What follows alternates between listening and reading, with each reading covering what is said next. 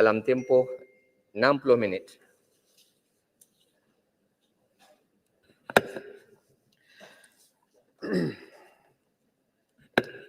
Bismillahirrahmanirrahim. Assalamualaikum warahmatullahi wabarakatuh.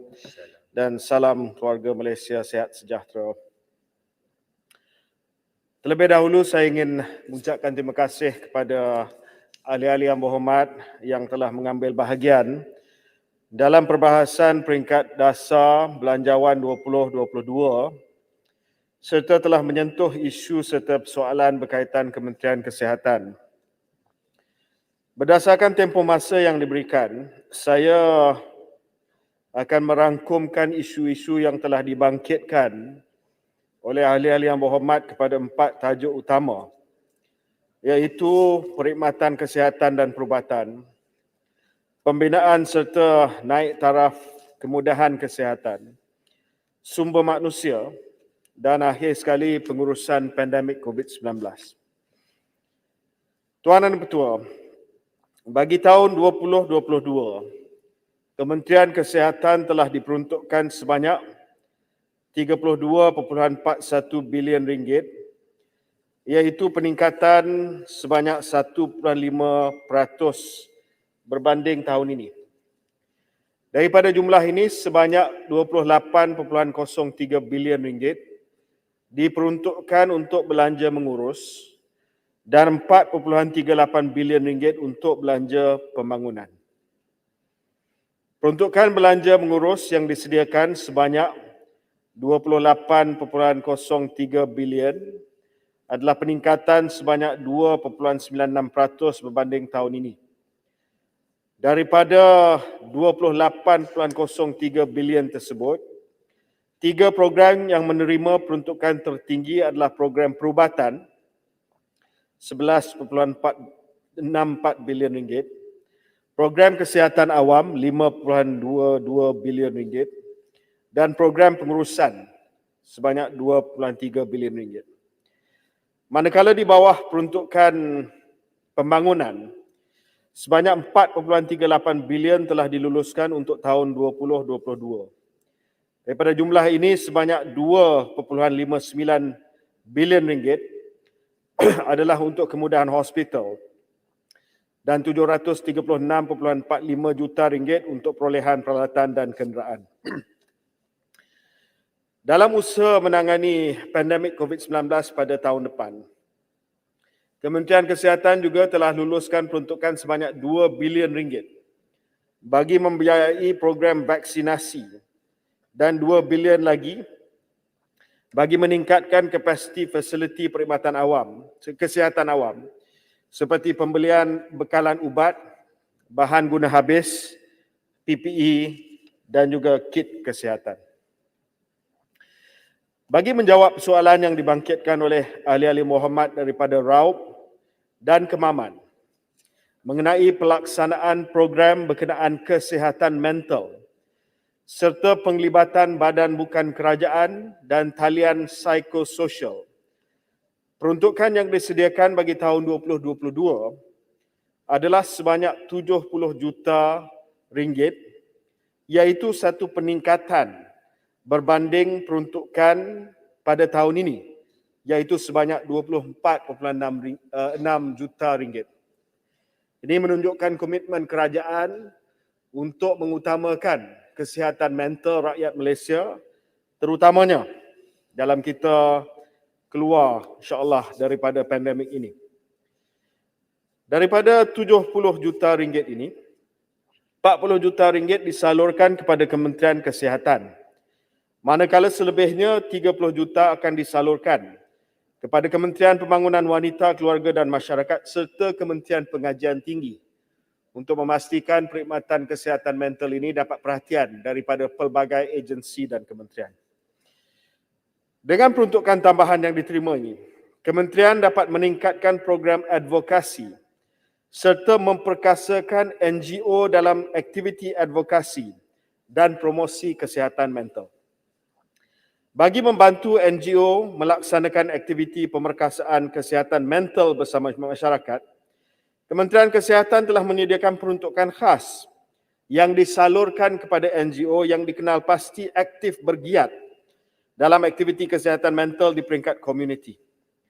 Kriteria kelayakan pemberian peruntukan kepada NGO ini termasuklah bergerak aktif dalam melaksanakan aktiviti pemerkasaan kesihatan mental, termasuk aktiviti promosi, advokasi serta perkhidmatan sokongan emosi dan kaunseling. Kementerian Kesihatan melaksanakan aktiviti pemantauan secara berterusan melalui pelaporan aktiviti oleh NGO kepada pihak kementerian bagi memastikan peruntukan diagihkan digunakan dengan kesan dan sebaiknya. Pada tahun 2021, Kementerian Kesihatan telah mengagihkan peruntukan sebanyak 4.4 juta ringgit kepada NGO-NGO yang berkenaan.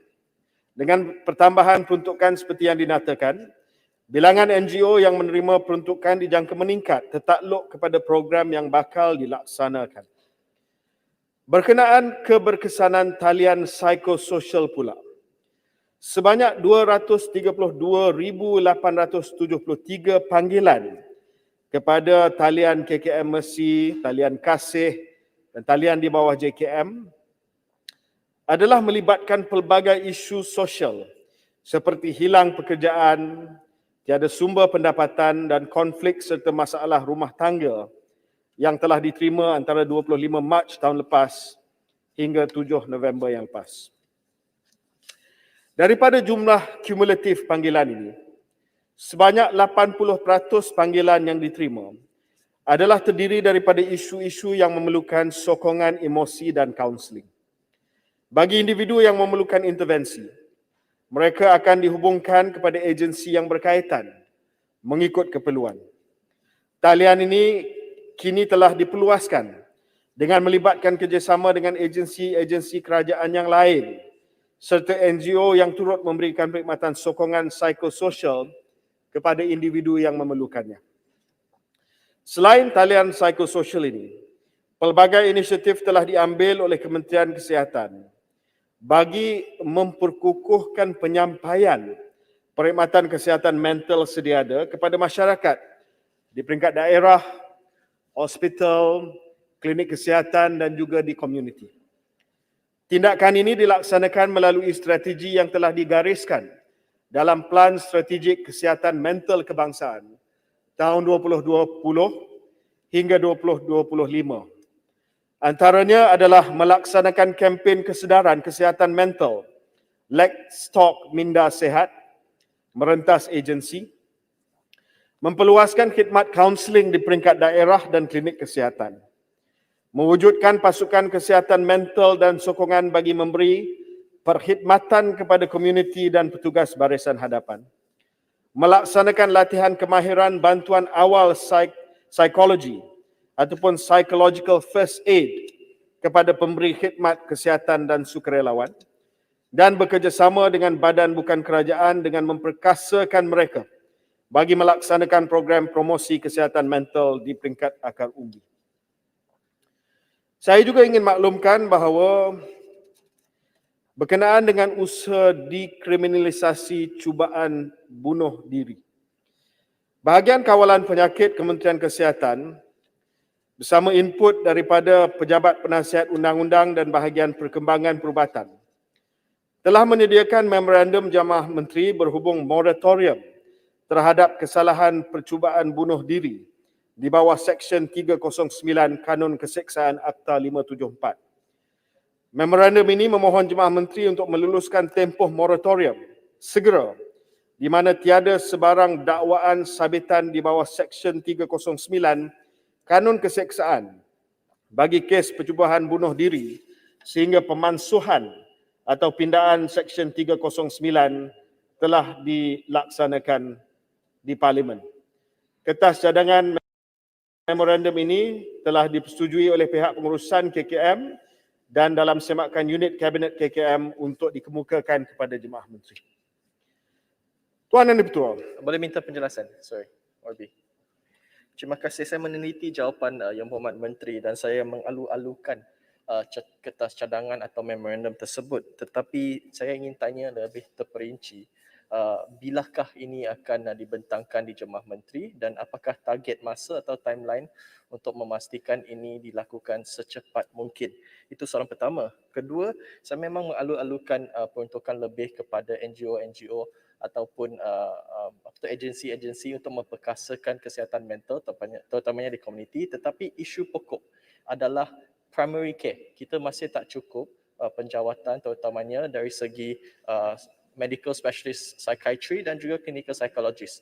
Adakah belanjawan ini apabila saya melihat butiran tidak menambahkan penjawatan terutamanya contohnya psychiatrist ataupun clinical psychologist? Adakah Kementerian Kesihatan akan melihat untuk meningkatkan juga status clinical psychologist? Sekarang mereka cuma dianggap sebagai staf sokongan. Mereka sebenarnya ada masters. Jadi adakah mereka akan diberikan grade yang lebih tinggi untuk memupuk lebih banyak clinical psychologist untuk masuk ke sektor kerajaan? Terima kasih, Mana Kuching. Sila Menteri teruskan. Ya, terima kasih.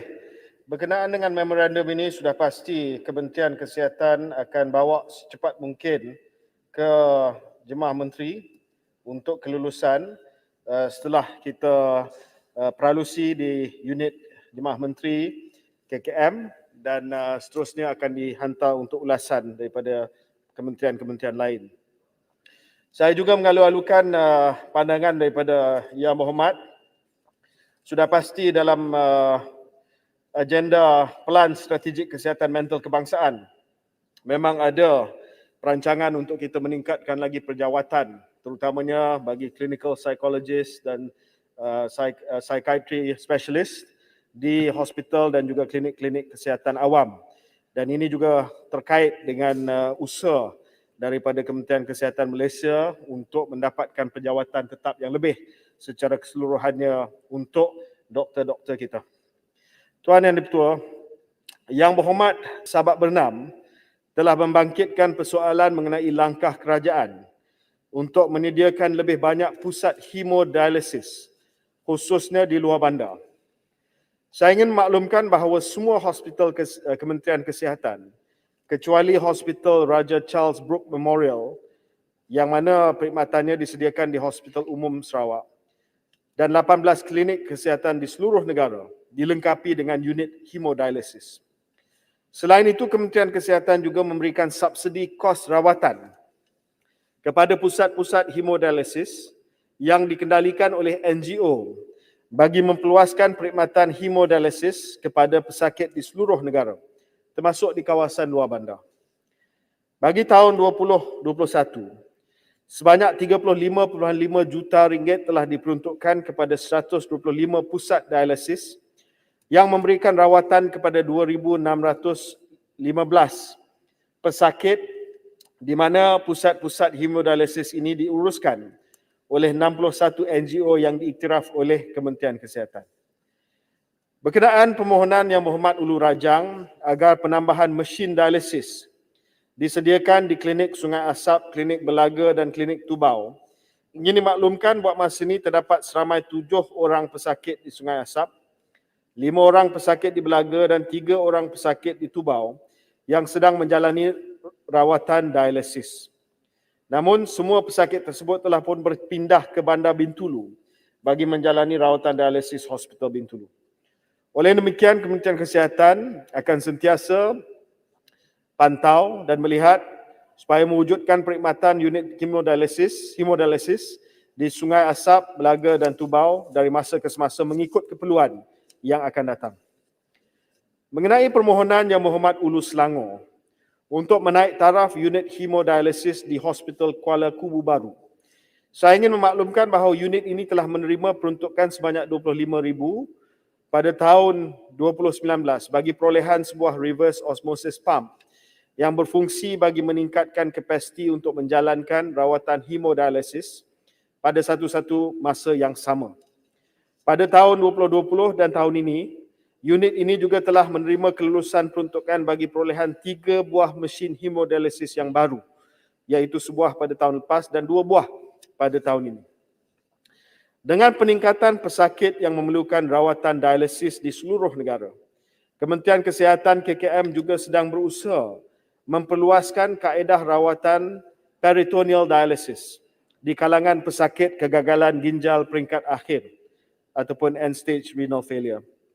Kaedah rawatan ini adalah berbeza daripada rawatan hemodialisis kerana rawatan PD ini dapat dilakukan di rumah oleh pesakit sendiri. Kaedah ini akan dapat mengurangkan keperluan kemudahan hemodialisis untuk pesakit baru kegagalan ginjal peringkat akhir yang memerlukan rawatan dialisis dan memberi kemudahan kepada pesakit khususnya di luar bandar kerana tidak perlu berulang-alik ke fasiliti kesihatan untuk mendapatkan rawatan. Seterusnya, Yang Berhormat Rasah dan Yang Berhormat Batu Gajah telah membangkitkan mengenai peruntukan penyakit jarang jumpa bagi tahun 2022. Untuk maklum ahli yang berhormat, buat masa ini kementerian menampung rawatan penyakit jarang jumpa seperti lysosomal storage disease, Prader-Willi syndrome, cystinosis dan sebagainya. Walau bagaimanapun, antara cabaran utama dihadapi oleh pihak kementerian adalah kos rawatan yang sangat tinggi. Sebagai contoh, kos rawatan seorang pesakit bagi penyakit jarang jumpa yang memerlukan ubat seperti enzyme replacement therapy memerlukan kos antara RM500,000 hingga RM1 juta setahun. Kos ini juga akan semakin meningkat seiring dengan peningkatan usia seseorang pesakit. Sebagai komitmen berterusan kerajaan dalam membolehkan pesakit diberi pembelaan sewajarnya, kementerian telah memperuntukkan sebanyak RM20 juta pada tahun 2022 untuk memastikan perkhidmatan untuk pesakit-pesakit ini dapat diteruskan. Selain itu, saya sendiri akan mengadakan sesi libat urus dengan keluarga-keluarga yang mana ahli keluarga mereka mengidap penyakit jarang jumpa ini bagi memikirkan cara lain untuk kita membantu mereka mendapat rawatan seperti mana yang saya sebutkan tadi. Yang Berhormat Bandar Kuching telah membangkitkan mengenai asas pemilihan pneumococcal conjugate vaccine PCV 10 berbanding PCV 13 bagi mencegah penyakit pneumococcal invasive kerana dilihat PCV 13 lebih memberi perlindungan kepada kanak-kanak. Dimaklumkan bahawa pada tahun 2020, Jawatankuasa Dasar dan Amalan Imunisasi Kebangsaan telah menetapkan polisi pemilihan PCV adalah vaksin yang telah berdaftar dengan pihak berkuasa kawalan dadah dan meliputi sekurang-kurangnya 10 serotype pneumococcus.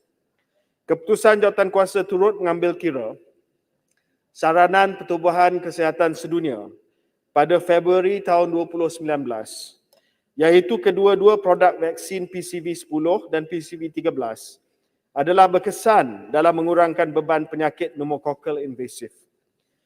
Pilihan PCV 10 oleh Jawatankuasa Penilaian Teknikal dan Jawatankuasa Penilaian Harga tender adalah kerana produk vaksin ini menepati spesifikasi teknikal yang ditetapkan dan harganya adalah kompetitif. Tuan Yang Dipertua, saya juga ingin maklumkan kepada Yang Berhormat Bandar Kuching bahawa satu pneumococcal serotype surveillance sedang dijalankan oleh Institut Kajian Perubatan ataupun IMR untuk melihat prevalence of pneumococcal serotype in Malaysia.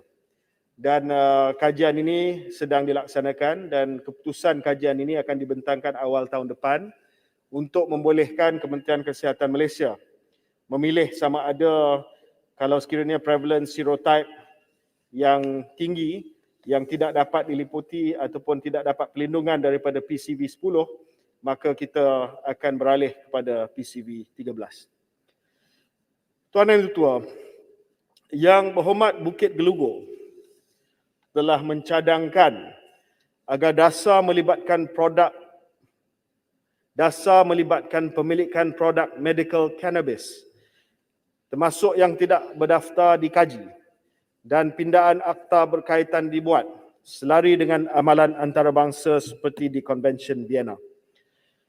Untuk makluman ahli yang berhormat, akta sedia ada yang mengawal selia cannabis dan hasilnya di Malaysia, iaitu Akta Dadah Berbahaya 1952 Akta Racun dan Akta Jualan Dadah kesemuanya 1952 tidak menghalang penggunaan cannabis bagi tujuan perubatan.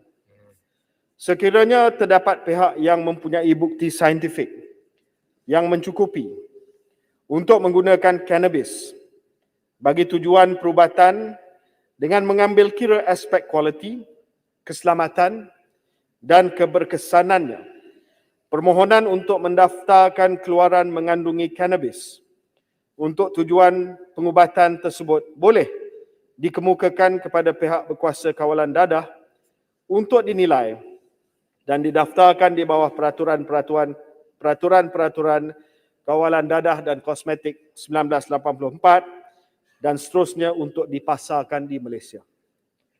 Untuk makluman yang berhormat juga, buat masa ini tiada produk berasaskan cannabis untuk kegunaan rawatan perubatan manusia yang berdaftar di Malaysia.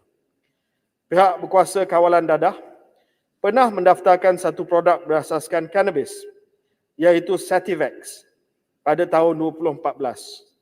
Namun begitu, atas permintaan pihak syarikat sendiri, pendaftaran produk ini telah dibatalkan pada tahun 2017.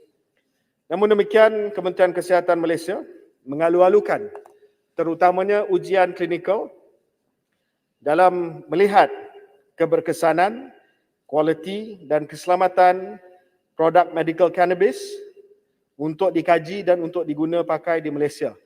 Dan saya telah menerima beberapa cadangan untuk diadakan ujian klinikal untuk mendapat kepastian seperti mana yang saya sebutkan tadi. Datuk Yang Bertuah, Yang Berhormat Lanang. Yang Berhormat Menteri, mohon mencelah.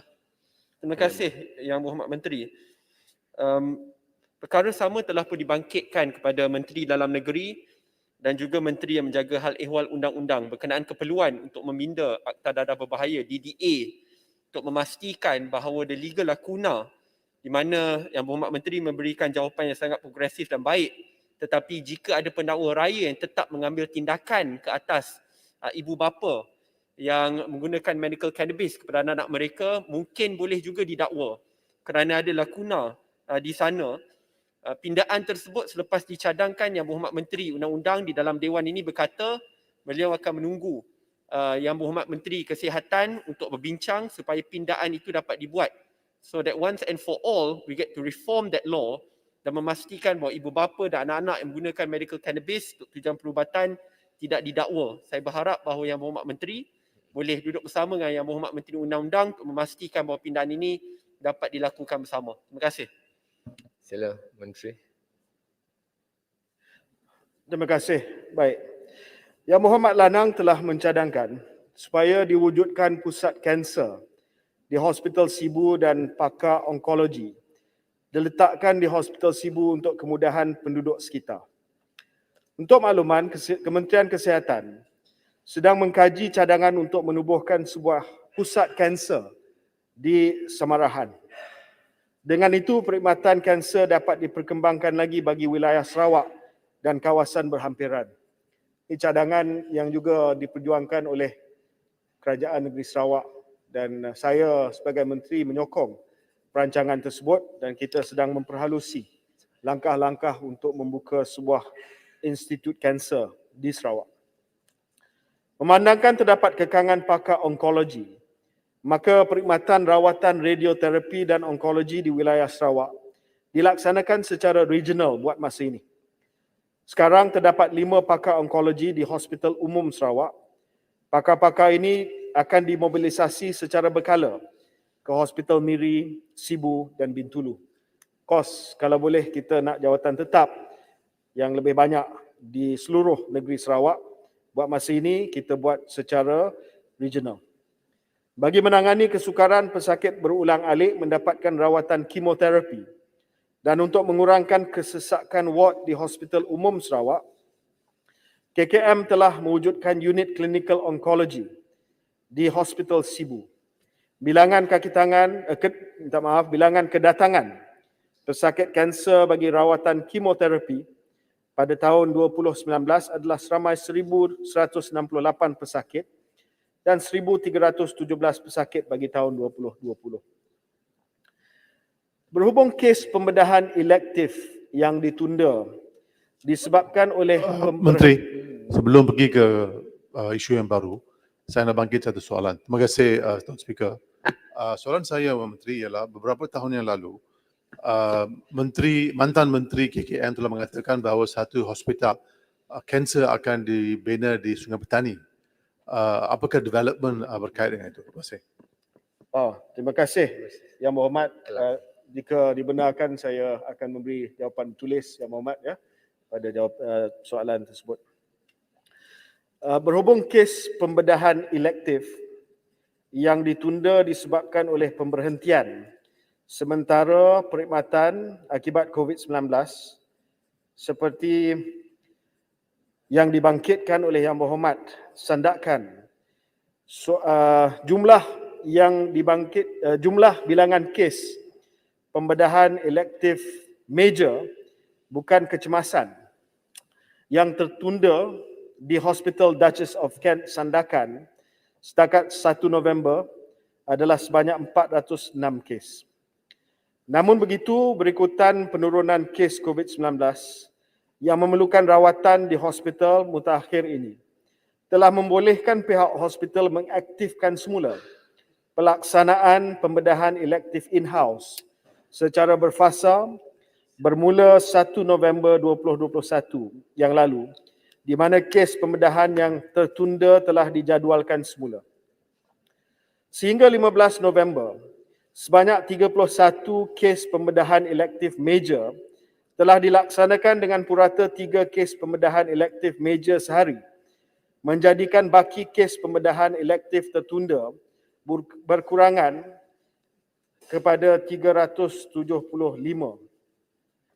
Kementerian Kesihatan menjangkakan bilangan pembedahan elektif major secara in-house akan dapat ditingkatkan kepada purata 6 kes pembedahan elektif major sehari selaras dengan trend penurunan kemasukan pesakit COVID-19 yang memerlukan rawatan di Hospital Duchess of Kent Sandakan. Pihak kementerian juga telah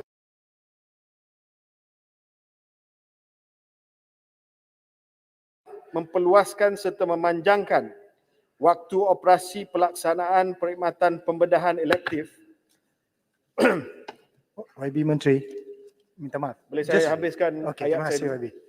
Sekejap. Dengan program pembedahan elektif hari Sabtu ataupun Saturday Elective OT kepada hospital berpakar yang dikenal pasti di seluruh Malaysia termasuk Hospital Duchess of Kent Sandakan agar fasiliti Dewan Bedah sediada dapat dipertingkatkan penggunaannya dan seterusnya mempercepatkan lagi pengurangan kes pembedahan elektif yang tertunda ini. Yang Berhormat Menteri. Sekejap, boleh saya habiskan dan saya akan buka. Sekejap. Selain itu, pihak Kementerian Kesihatan Malaysia turut mengambil inisiatif untuk menyumberluarkan outsourcing perkhidmatan atau prosedur yang melibatkan kes-kes pembedahan pediatrik, urologi, ortopedik, gynecology atau yang melibatkan pesakit kanser untuk dilaksanakan di fasiliti-fasiliti perubatan swasta yang sesuai di daerah Sandakan dan Kota Baru. Penyumberluaran perkhidmatan tersebut telah pun dilaksanakan sejak tahun lepas dan masih berlangsung sehingga ini. Bagi tahun 2020, sebanyak 19 kes pembedahan elektif major telah dilaksanakan secara penyumberluaran, manakala bagi tahun ini sebanyak 16 kes pembedahan elektif major telah berjaya dilaksanakan dan 11 kes lagi sedang dalam proses rujukan ke fasiliti perubatan swasta. Sila Sandakan dulu dengan. Ya, terima kasih Yang Berhormat Menteri dan salah satu good news about Hospital Duchess of Kent adalah kami sudah ada MRI scan yang sudah lama-lama ditunggu. Terima kasih tim kesihatan. Tetapi saya ingin feedback mengenai jawapan yang diberi oleh Yang Berhormat Menteri mengenai spesialis swasta where they can tolong kami macam arrange the operation theatre. Sebab kami punya Sandakan Hospital, we are catering for 500,000 patients, kami punya citizenship. Tapi we are also kami juga perlu menolong kawasan-kawasan yang lain macam di Biluran sebab mereka tiada hospital umum yang besar dan Hospital Duchess of Kent merupakan hanya satu-satu hospital di Sandakan. Jadi kami tidak ada any partnership dengan macam hospital swasta sebab kami tiada langsung. Jadi Yang Berhormat Menteri, bolehkah kamu memberitahu kami adakah niat untuk memperbesarkan Hospital Duchess of Kent dengan lebih banyak fasiliti? Nampakkan Sandakan akan dijadikan bandaraya pada tahun depan. Terima Terima kasih. kasih Sandakan. Kita Datuk minta Menteri, penampang ni. Sila. Terima kasih, Datuk Speaker. Terima kasih, Menteri. Ini berkaitan dengan kanser. Di Sabah, saya faham bahawa kita tidak ada PET scan. And dengan izin, most of the cancer patients or possible cancer patient terpaksa pergi ke Kuala Lumpur untuk merawat ataupun menjalani PET scan dan ini membawa kos yang tinggi bagi keluarga yang menghadapi kanser.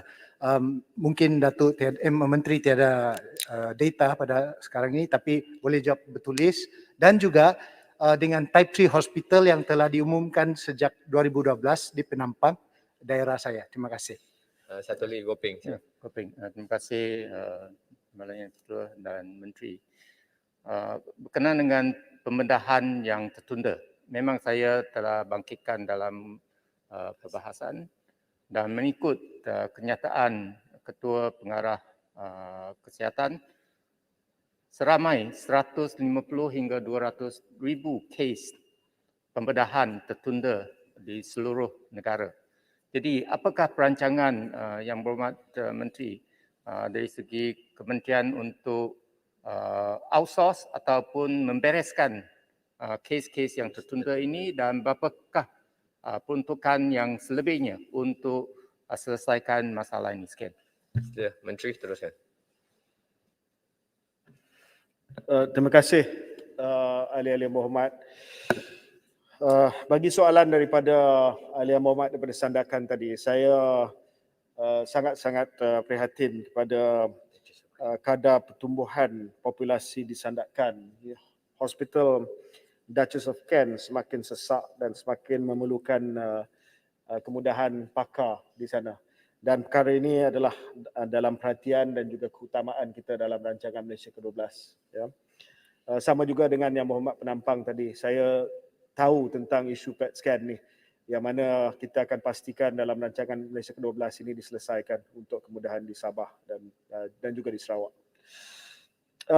Untuk soalan daripada Yang Berhormat Gopeng, saya telah minta Ketua Pengarah Kesihatan untuk senaraikan semua pembedahan elektif dan juga pembedahan kritikal yang terpaksa ditangguhkan. Sebahagian besar dapat pun diselesaikan melalui penyumberluaran dan kita pun telah menerima peruntukan tambahan daripada pembendaharaan untuk tujuan tersebut bagi tahun yang akan datang. Namun demikian, saya telah minta supaya satu big operation to clear the backlog dilaksanakan pada tahun depan. Bukan hanya dengan menggunakan penyumberluaran tetapi dengan kita memaksimalkan dan mengoptimumkan kapasiti yang ada di Kementerian Kesihatan dan juga menggunakan kementerian-kementerian lain seperti Teaching Hospital di bawah KPT, Military Hospital di bawah Kementerian Pertahanan dan sebagainya. Dan insyaAllah dalam masa yang terdekat saya akan dapat memberi update berkenaan dengan perancangan kita untuk mengurangkan backlog yang sedia ada disebabkan pandemik. Okey. Terima kasih Yang Berhormat Menteri atas jawapan tersebut. Memang kalau kita lihat permintaan memang berterusan. Jadi bila backlog itu dibereskan, ada kes yang baru yang muncul yang perlu rawatan berterusan. Jadi saya carankan supaya Kementerian Kesihatan menetapkan KPI dari segi waiting time. Misalnya kalau nak bypass surgery, apakah waiting time yang munasabah untuk bypass surgery supaya ada satu ketetapan dibuat, satu KPI dibuat dan boleh buat outsourcing atau jika perlu ataupun kerja semasa Jumaat ke Sabtu ke Ahad dan sebagainya untuk bereskan backlog demikian dan untuk keseluruhan pembedahan skema. Bandar Kuching sikit. Saya sangat bersetuju dengan apa yang dikatakan oleh Yang Berhormat dari Gopeng. Saya cuma nak tambah soalan tambahan kerana kita tahu we are not out of the woods yet dengan izin. So apakah yang akan dilakukan untuk tahun depan jika kita melihat tiba-tiba satu peningkatan yang mendadak, bagaimana kita memastikan bahawa non-COVID patients dapat dipelihara? Adakah Kementerian Kesihatan akan melihat model daripada negara lain seperti China ke Singapura di mana mereka wujudkan satu ward yang khas untuk COVID-19 dan jika ada pertambahan mereka akan pergi ward tersebut dan ward lain tidak akan terkesan jika ada peningkatan. Apakah pandangan Yang Berhormat Menteri? Terima kasih. Bandar Kuching sila. Terima kasih Yang Berhormat Bandar Kuching dan Yang Berhormat Gopeng. Sudah pasti dalam exercise untuk kita clear backlog ini kita akan minta supaya disasarkan beberapa KPI dari segi waktu menunggu untuk mendapat pembedahan elektif dan sebagainya. Itu adalah cadangan yang baik dan cadangan yang sedang dilaksanakan. Soalan Bandar Kuching, sekarang ini Kementerian Kesihatan dalam proses persediaan kepada kemungkinan berlakunya peningkatan kes-kes kemasukan untuk COVID-19. Ini termasuklah selama 3 hari berakhir pada hari semalam, kita telah mengadakan National Tabletop Exercise dengan kita membuat simulasi kepada kes-kes yang meningkat di beberapa negeri dan apakah kaedah Kementerian Kesihatan Malaysia untuk menangani surge ataupun peningkatan kapasiti yang mendadak. Dan dalam hal ini sudah pasti antara strategi kita adalah untuk memastikan bahawa perkara-perkara yang dapat kita laksanakan sewaktu surge berlaku di Lembah Kelang dapat dibuat dengan lebih berkesan lagi seperti decanting kepada hospital-hospital swasta untuk kita menjaga dan untuk kita memastikan bahawa kapasiti di hospital awam mencukupi untuk menangani kes-kes COVID-19. Jadi strategi decanting ini adalah satu usaha untuk memastikan bahawa ward-ward tertentu dapat dikhususkan untuk kes-kes COVID-19 sementara kes-kes non-COVID itu dapat dihantar ke hospital-hospital swasta yang akan bekerjasama dengan kita. Saya cuma nak tambah penjelasan sedikit. Saya memang tahu Kementerian Kesihatan buat tabletop simulation tersebut dan ini sangat baik.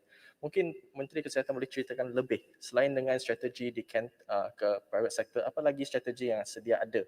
Kerana setahu saya simulation itu dilakukan terutamanya di negeri-negeri utara.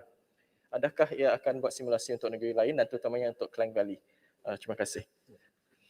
Tambah sikit, Padang Serai. Padang Serai sila. Terima kasih Yang di-Pertua, terima kasih Menteri. Di kawasan saya di Hospital Kulim, backlog tu begitu jangka masa yang panjang. Sekiranya ada hard block dan sebagainya, terpaksa menunggu sehingga 10 bulan dan juga sehingga 1 tahun. Sebab kita ada satu tempat saya di Negeri Kedah di Halostar, Hospital Halostar saja. So oleh itu kalau saya cadangkan, kalau boleh satu pakar adakan di Hospital Kulim di sebelah selatan, mudahkan untuk orang buat dengan cepat. Terima kasih Menteri. Padang Serai. Menteri, kalau boleh teruskan. saya tambah. Terima kasih Menteri. Terima kasih Datuk Yang Tua. Semalam kita juga berpeluang untuk mendengar daripada kumpulan EAG ya di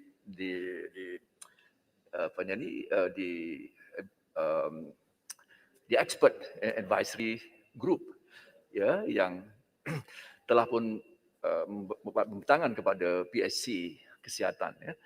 Dan sikit kalau dapat saya tambah daripada Bandar Kuching, selama apapun yang telah kita pelajari ya, daripada khususnya GKV Task Force itu, apakah ya langkah-langkah selain daripada decanting ya untuk kita belajar daripada apapun kelemahan kita ya dan kita diselamatkan oleh when the vaccine kicks in, that's your role particularly. Tapi kalau boleh Menteri menjelaskan lagi ya for all semua yang telah kita pelajari dan kita harus ya bersedia untuk berdepan dengan surge dalam period dalam fasa endemik nanti. Terima kasih Menteri. Terima kasih Kuala Selangor sila. Terima kasih kepada ahli-ahli yang berhormat. Saya ambil maklum apa yang telah dibangkitkan oleh Kulim tadi. Berkenaan dengan strategi pakar secara kluster ni saya akan sentuh secara tidak langsung nanti dalam jawapan saya. Jawapan ataupun soalan perkara dibangkitkan oleh Yang Berhormat Kuala Selangor dan juga Bandar Kuching. Semestinya tabletop exercise ini dijalankan dengan mengambil beberapa pengajaran ataupun learning daripada Greater Klang Valley Task Force. Antaranya bukan hanya soal di kanting, tetapi untuk kita secara real time melihat kepada bed occupancy rate di setiap hospital, di setiap fasiliti PKRC, di setiap hospital swasta. Ini memudahkan kerja di kanting. Salah satu pengajaran sebelum kita mengadakan Greater Klang Valley Task Force adalah sebenarnya kita tidak dapat melihat dengan jelas secara total berdasarkan kepada negeri dan juga kebangsaan where the beds were and where we can decant patients who had COVID and who were non-COVID patients, and also where we can send the COVID patients. Jadi inilah perkara yang telah pun kita belajar. Yang lain adalah untuk memastikan bahawa di kawasan-kawasan bandar bila berlakunya surge, tak perlu ada lagi physical CAC. Kita buat secara virtual dan kita memberi HSO secara digital dan kita serah kepada pesakit positif yang kategori 1-2 untuk membuat kawalan kendiri di rumah. Dan juga yang ketiga adalah pemantapan sistem FTTIS seperti mana yang Muhammad Kuala Selangor tahu yang telah pun dimantapkan, dan ada lagi penambahbaikan yang sedang dilaksanakan untuk memastikan bahawa dari segi testing, tracing, isolation dan sebagainya dapat dibuat dengan begitu rapi lagi. Untuk Bandar Kuching, tabletop exercise ni melibatkan semua negeri. Walaupun exercise khusus telah pun diberi kepada negeri-negeri utara, tetapi learning dia boleh diguna pakai oleh semua negeri. Antaranya selain daripada di kanting, kita buat simulasi contoh di Perlis, peningkatan kes dan juga pada masa yang sama banjir berlaku. Apa yang akan dibuat oleh PKD, apa yang akan dibuat oleh hospital, tak cukup oksigen, tak cukup perubatan dan sebagainya. What happens in that case? Apakah protokol-protokol untuk memastikan bahawa krisis itu dapat diurus dengan baik. Dengan izin Yang Berhormat, Yang Ketua, saya ingin pergi kepada isu lain, banyak lagi. Hanya tinggal 18 minit lah saya pergi. Ya. Yang Berhormat Tanjung Malim telah membangkitkan satu persoalan yang penting mengenai kanak-kanak di bawah umur 18 tahun dengan salah seorang ibu bapanya adalah warga negara Malaysia diberi akses kesihatan yang sama seperti kanak-kanak berstatus warga negara. Berdasarkan garis panduan pelaksanaan perintah fee perubatan 2014 yang dikeluarkan oleh Kementerian Kesihatan, kanak-kanak berumur 18 tahun dan ke bawah layak diberikan perkhidmatan kesihatan di fasiliti Kementerian Kesihatan pada kadar charge warga negara sekiranya bapa atau ibunya adalah seorang warga negara atau pemastautin tetap di Malaysia. Berdasarkan garis panduan ini, buat masa ini kelayakan adalah tertakluk kepada pembuktian dokumen status taraf kewarganegaraan Malaysia kanak-kanak tersebut seperti dokumen sijil kelahiran atau kad pengenalan MyKid yang dikeluarkan oleh Jabatan Pendaftaran Negara. Oleh demikian, Kementerian akan menilai semula garis panduan ini dalam masa terdekat, termasuklah dengan mengambil kira kos yang perlu ditanggung sekiranya akses kesihatan ini turut diperluaskan kepada kanak-kanak bukan warga negara, maknanya kanak-kanak itu bukan warga negara Malaysia tetapi salah seorang ibu atau bapa adalah warga negara Malaysia. Tuan Yang Dipertua, seterusnya saya ingin beralih kepada isu pembinaan dan naik taraf fasiliti kesihatan yang telah dibangkitkan oleh ahli-ahli Muhammad. Kalau tidak ada, boleh saya bagi jawapan Boleh. tulis yang Mana Muhammad. tak ada bertulis 5 hari. Kalau Itu ada Hospital Pulau Pinang. Ya. Bagi Menteri jawab dulu. Yang Muhammad Bintulu, Bintulu tidak ada. Yang Muhammad Lanang. Lanang ada. Yang Muhammad Lanang telah membangkitkan tentang masalah kesesakan tempat letak kereta di Hospital Sibu.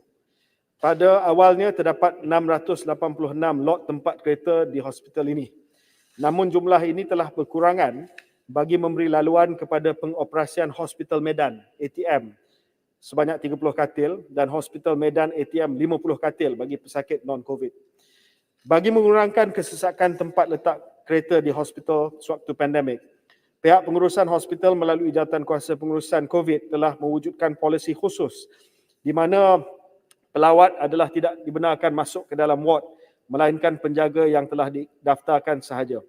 Langkah ini telah dapat mengurangkan jumlah orang awam yang memasuki kawasan hospital dan secara tidak langsung dapat mengurangkan risiko penularan COVID-19.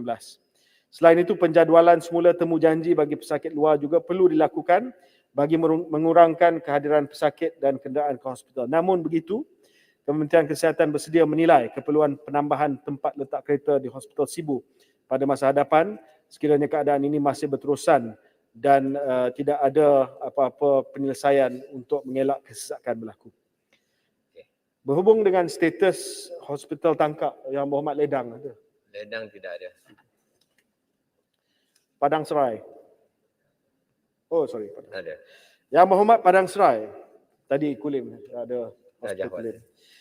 Telah menyentuh isu pembinaan multi-story block bernilai 20 juta di Hospital Kulim. Setelah meneliti keperluan serta perancangan secara holistik, perancangan naik taraf unit rawatan rapi ICU, Dewan Bedah dan naik taraf sistem bekalan elektrik ini tidak diteruskan.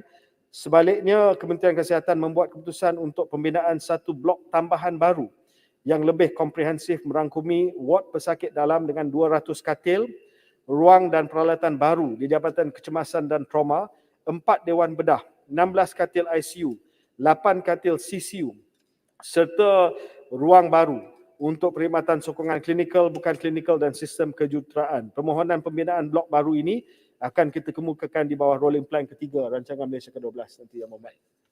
Rolling plan 3. Menteri, apa yang jadi masalah sekarang? Rancangan ini dilulus pada 2017 dengan harga 20 juta. Sekiranya diluluskan katakanlah 2022, harga ini akan meningkat lebih 5 juta ataupun lebih lagi. Apabila sampai ke masa itu, mereka kata dah kena buat permohonan baru pula. Ini yang bertangguh sehingga kerja itu tidak dilaksanakan. Ini saya minta kalau boleh, kalau dicepatkan untuk elak daripada kos meningkat.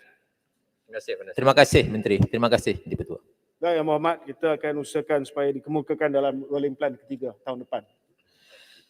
Berhubung dengan status naik taraf klinik kesihatan Sungai Manila, Sandakan, Libaran ada?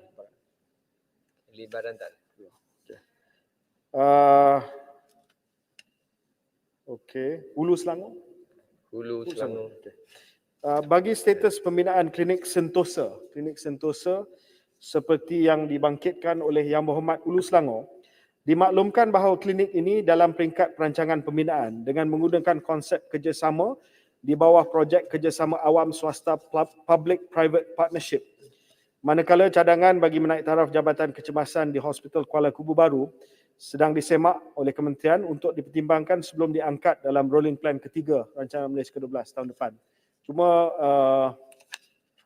untuk klinik Sentosa ini dilaksanakan secara land swap dan sedang dibuat perancangan untuk pembinaannya.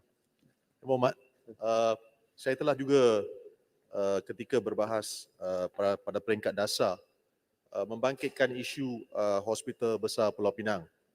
Saya percaya Muhammad telah pun datang ke Pulau Pinang 1 atau 2 kali mengadakan program vaksin bersama dengan Ketua Menteri Pulau Pinang. Timbalan speaker juga adalah asalnya daripada Pulau Pinang. Saya cuma ingin bangkitkan di sini tentang isu Hospital Besar Pulau Pinang yang sudah pun mencapai tahap optima.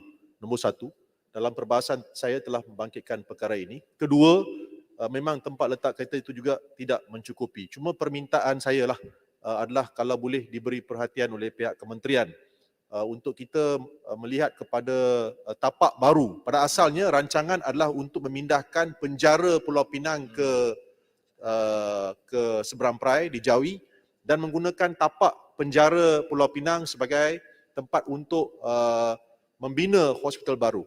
Hospital Besar Pulau Pinang yang baru. Kalau boleh perkara itu diberi perhatian. Pada masa yang sama, saya juga ingin tanya kepada Yang Berhormat Menteri. Kita mengikut saranan Yang Berhormat Menteri berkenaan dengan cara berkempen di Melaka. Saya ingin menyimpang sedikit. Hari ini saya lihat ada satu video yang tular tentang Yang Berhormat Pekan yang telah pergi ke satu lokasi menurunkan tanda tangan pada motosikal saya minta Mohd Menteri untuk memberi perhatian perkara itu, kalau boleh dikeluarkan kompaun terus kepada Yang Berhormat Pekan, kerana beliau tidak mematuhi arahan Kementerian Kesihatan selalu pergi ke Melaka, tidak mematuhi arahan Yang Berhormat Menteri, dan kes-kes di Melaka sudah pun meningkat. Saya baca hari ini laporan Malaysia Kini, di Negeri Sembilan dan Melaka sudah meningkat, kemasukan ke hospital pun sudah meningkat. Terima kasih Yang Berhormat Menteri. Sila Tong, sila Menteri. Terima kasih Yang Berhormat. Untuk makluman Ahli Yang Berhormat, saya pun telah melawat Hospital Pulau Pinang baru-baru ini dengan Yang Berhormat Ketua Menteri. Saya juga telah pantau persiapan pembinaan blok wanita dan kanak-kanak yang baru yang akan dibina, yang menggantikan maternity blok yang lama. Terima kasih Menteri. Ya, dan ini telah dilaksanakan melalui tender dan akan siap dalam beberapa 4 tahun lagi.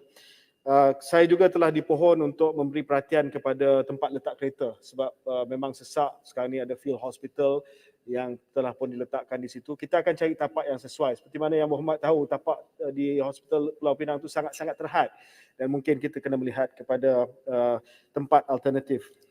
Berkenaan dengan pematuhan SOP di PRN Melaka, Yang Berhormat terima kasih atas perkara yang dibangkitkan. Sudah pasti Ahli Yang Berhormat Pekan ada dalam perhatian saya sentiasa setiap hari, dan saya akan maklumkan kepada pihak kuasa. Saya akan hantarkan video rakaman itu kepada Yang Berhormat Menteri, minta tindakan diambil, kompaun maksimal 50,000 diberikan kepada Yang Berhormat Pekan. Terima kasih. Ya, malu apa bosku. Okey. Teruskan. Tuan Ketua. Sangat malu. Beberapa ahli Yang Berhormat telah membangkitkan persoalan berkaitan sumber manusia. Menteri, Masuklah mengenai Yang Menteri. jawatan. Dengan izin Menteri Kuala Selangor. Kuala Selangor Menteri. Maaf, saya tidak membangkitkan perkara ini Menteri. Ya, bagi dengan izin Kuala Selangor dulu. Ada betul? Hospital Tanjung Karang yang bakal siap beberapa tahun ini adalah hospital yang akan diangkat sebagai pakar minor. Betul. Menteri, andainya dapat dibekalkan sebuah CT scan untuk Tanjung Karang Hospital ini, kerana hari ini untuk rawatan pasien yang memerlukan kepada head dan brain dan cranial CT scan terpaksa dihantar ke Hospital Shah Alam, terpaksa dihantar ke Hospital H-Star, Tunku Puan Rahimah ataupun Sungai Buloh, Menteri. Andainya dapat diperhitungkan untuk dipertimbangkan satu CT scan yang kurang lebih harganya, tak silap saya adalah 2.5 juta. Maaf Menteri, saya tidak bangkitkan perkara ini. Perkara ini datang dengan permintaan seorang pakar. Terima kasih. Menteri. Kalau boleh respon, kalau tidak pun boleh kemudian. Ya. Kuala Krai lah. Okey, terima kasih Datuk Timbalan Yang Di-Pertua. Terima kasih Yang Berhormat Menteri. Dalam perbahasan saya ada sebutkan berkaitan dengan isu keperluan kuartus di Hospital Sultan Ismail Petra yang belum lagi disentuh oleh Yang Berhormat Menteri dalam penggolongan tadi.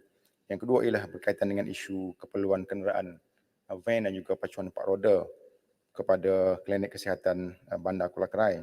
Dan yang ketiga ialah berkaitan dengan cadangan untuk membina klinik pakar pergigian yang menggantikan bangunan yang sedia ada ataupun menaik taraf bangunan kuartus hospital lama di Kuala Krai. Terima kasih.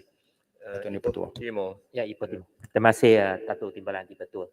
Menteri, Yang Berhormat Menteri, saya ingin mengambil kesempatan ini untuk membangkitkan satu isu yang mana saya telah pun bangkitkan semasa perbahasan IMK 12, tetapi masih belum mendapat apa-apa jawapan bertulis ataupun lisan daripada pihak kementerian, iaitu penggabungan dua klinik, iaitu Klinik Kesihatan Stesen 18 dan juga Klinik Ibu dan Anak Penggalan Begor di Ipoh di kawasan saya.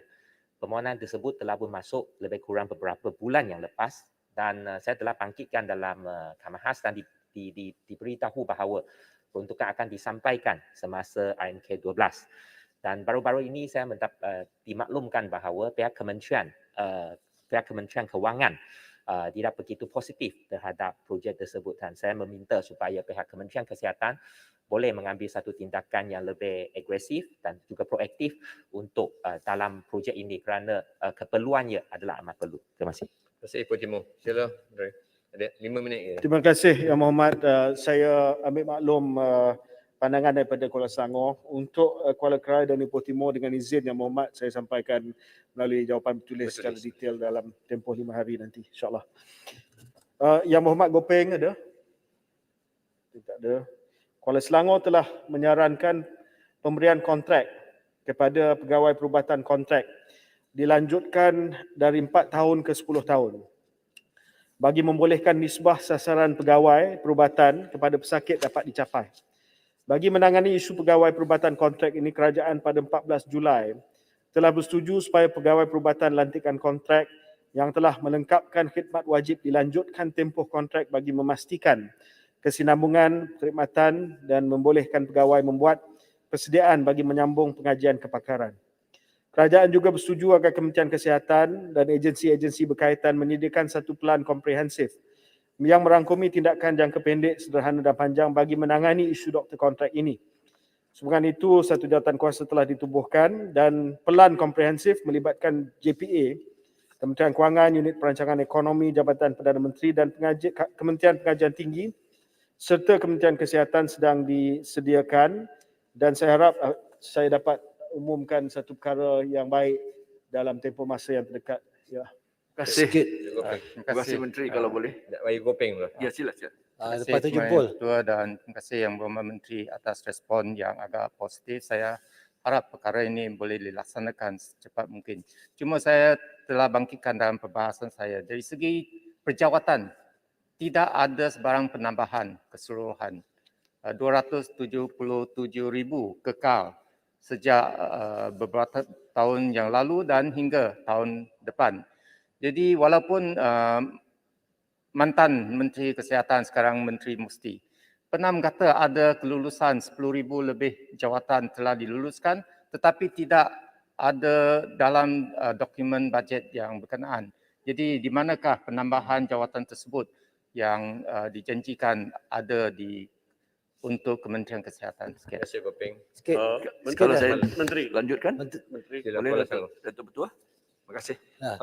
Okey, jempol sekejap. Memang ketika pentadbiran PH telah pun diperuntukkan 10,675 jawatan yang tidak diisi sepenuhnya.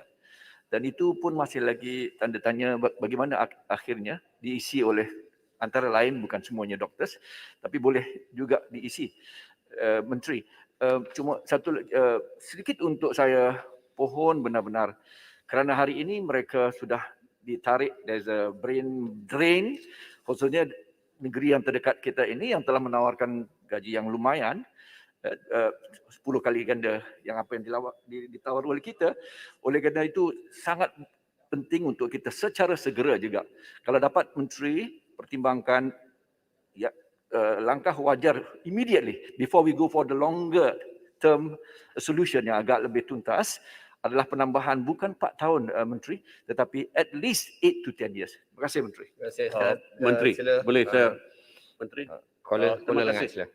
Saya sukacita dengar bahawa ada satu jawatan kuasa tetap yang telah disediakan untuk kontrak doktor-doktor kontrak. Syabas.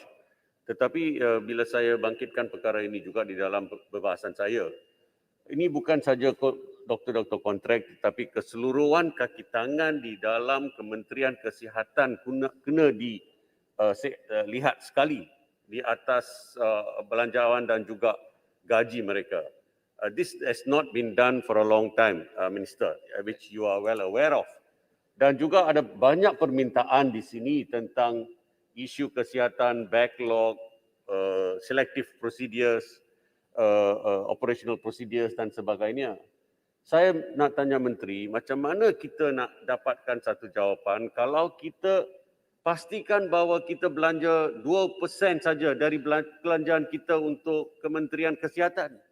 Bilakah kita akan adakan perbelanjaan yang lebih sesuai dan lebih besar?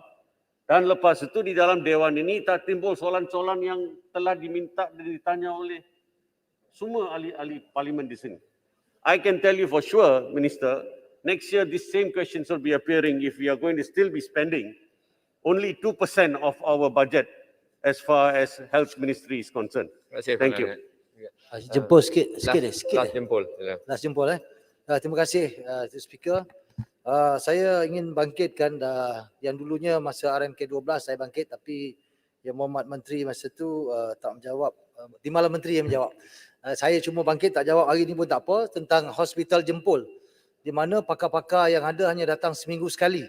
Kita tahu bahawa kawasan kepadatan penduduk 130,000 orang, ianya tidak dapat pakar yang cukup kerana terpaksa ke Seremban. Kita tahu jarak daripada Jempol ke Seremban ambil masa 2 jam. Jadi saya harap ia ambil maklum kepada Menteri agar dapat disediakan pakar setiap hari di kawasan Hospital Jempol. Terima kasih. Tuan Menteri jawab ulas dan masa pun telah nak Ya, habis. terima kasih Datuk Yang Ditua. Ini adalah perkara-perkara yang sangat-sangat penting yang dibangkitkan oleh ahli-ahli Mohamad, terutamanya dan semuanya sebenarnya terkait antara satu sama lain. Contoh Jempol, kalau boleh kita nak letakkan penjawatan pakar secara tetap di Hospital Jempol dan tidak perlu kita mengamalkan konsep hospital cluster yang diamalkan sekarang, di mana pakar-pakar akan pergi ke hospital-hospital tertentu pada hari-hari tertentu. Itu yang terbaik yang dapat kita buat pada masa ini untuk memberi rawatan pakar kepada rakyat kita. Tetapi yang lebih baiknya adalah kita ada pakar-pakar di hospital-hospital seperti Hospital Jempol. Dan salah satu sebab adalah mungkin disebabkan pelaburan kita dalam kesihatan sejak banyak tahun yang lepas adalah di bawah paras yang disarankan oleh Pertubuhan Kesihatan Sedunia. Dan adalah penting bukan hanya ahli-ahli Mohamad, lebih-lebih lagi saya sendiri sebagai Menteri Kesihatan untuk meyakinkan kerajaan terutamanya perbendaharaan unit perancangan ekonomi untuk melihat kepada unjuran keperluan kesihatan dan doktor yang semakin meningkat untuk tahun-tahun yang mendatang, seperti mana yang disebut oleh Yang Mohamad Kuala Langat tadi. Peratusan perbelanjaan kesihatan awam berbanding dengan KDNK adalah agak rendah berbanding dengan negara-negara pendapatan sederhana ataupun pendapatan menengah yang lain. Ini juga ada kaitan dengan isu yang dibangkitkan oleh Gopeng dan juga Kuala Selangor. Bagaimana kita dapat memberi penyelesaian kepada doktor-doktor kontrak ini. Yang pasti apa yang disebut oleh Gopeng tadi, 10,000 angka 10,000 itu. Ini adalah angka mereka yang sudah selesai houseman dan juga khidmat wajib. Dan daripada jumlah tersebut, seperti mana yang saya sebut dalam jawapan saya beberapa minggu yang lepas, 2 minggu yang lepas, kita dah nilai dan kita sedia untuk memperakukan 4,000 lebih ke JPA as a immediate measure. Dan kita harap bahawa jumlah ini akan diterima oleh Jabatan Perkhidmatan Awam untuk ditawarkan jawatan tetap as a start. Selepas itu kita akan melihat kepada lanjutan kontrak seperti mana yang dicadangkan oleh Kuala Selangor. Pada longer term ataupun jangka masa yang panjang, kita juga kena melihat kepada supply side juga. Supply side kita agak banyak sekarang ini. Bukan saya kata demand side tidak kurang, tetapi supply side disebabkan universiti-universiti yang diiktiraf di bawah jadual akta kita agak banyak, dan kita ingin melihat kepada supply side dan demand side juga untuk kita mencari penyelesaian yang tuntas dan juga yang sustainable untuk masa yang akan datang. Ya. Terima kasih Menteri. Saya tanya soalan takhir untuk rumuskan. Saya nak tanya tentang satu isu yang penting, terutamanya apabila kita transisi ke endemicity, adalah isu tentang third booster dose ini. Seperti yang Wabi Menteri tahu, keraguan atau hesitansi adalah sangat tinggi, terutamanya kalau kita mix and match atau heterologous vaccination. Jadi apakah langkah-langkah kerajaan untuk meyakinkan orang ramai tentang kepentingan, kebaikan, keselamatan heterologous vaccination ini? Dan ini pertama. Kedua, adakah kerajaan bercadang untuk membolehkan Sinovac diberikan sebagai dos ketiga? Kerana ada banyak yang cakap, saya cuma nak Sinovac. Saya dan Wabi Menteri tahu